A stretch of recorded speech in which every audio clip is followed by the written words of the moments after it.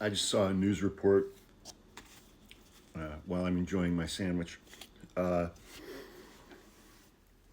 it's being reported that Donald Trump and his administration are considering a large scale withdrawal of U.S. troops from Europe. And I remember when I was a kid, must have been like the summer of 1983, 83 or 84. I got to go to Europe for 6 weeks. Um, I had a really good friend, and his family would go to Europe every summer for 6 weeks. And one year, they let their son and their daughter bring a friend, and I was the son's best friend. And so I got to go to Europe for 6 weeks, and we had a base where we stayed, and then we would do all these like 1 or 2 day little day trips all over the place. And the place where we stayed was Garmisch-Partenkirchen, Germany. I think it was near Austria. And there was a big U.S. military base nearby. And I remember, just seeing like U.S. military all over the place. And I was like, that's pretty wild. I didn't fully understand what that deal was back then. But, and don't get me wrong, it's like, I think the U.S. military has something like 800 bases in different countries all over the world. There aren't even that many countries on the planet. So we do seem to be everywhere.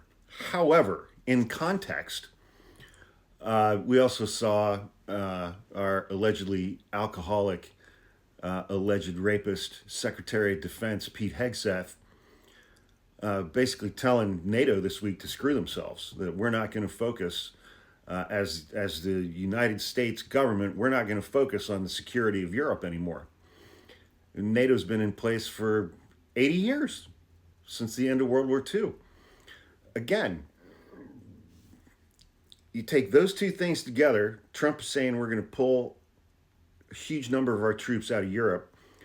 Our Secretary of Defense is saying NATO and the defense of Europe is no longer a priority to the United States.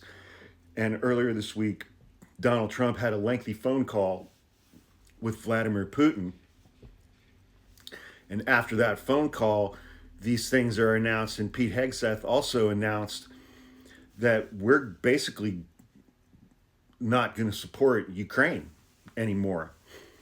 And that Russia's going to get all of the territory that they've taken in eastern Ukraine.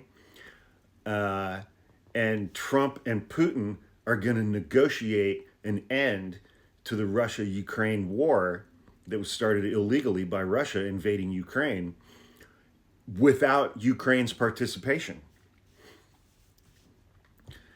Donald Trump is not only giving up Ukraine to Russia, he's telling Vladimir Putin, we're pulling our guys out of the rest of Europe.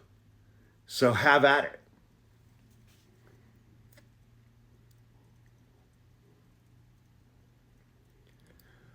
I mean, regardless of what you think about the United States military and the military having that many bases in that many countries, the United States is basically throwing the floodgates open to Vladimir Putin and Russia as it relates to Europe. I wonder what Fat Nixon Pervert Hoover got in exchange for that. He's a transactional guy. He doesn't give up anything unless he gets something. What is giving up on Europe worth to comb over Caligula? We may never know.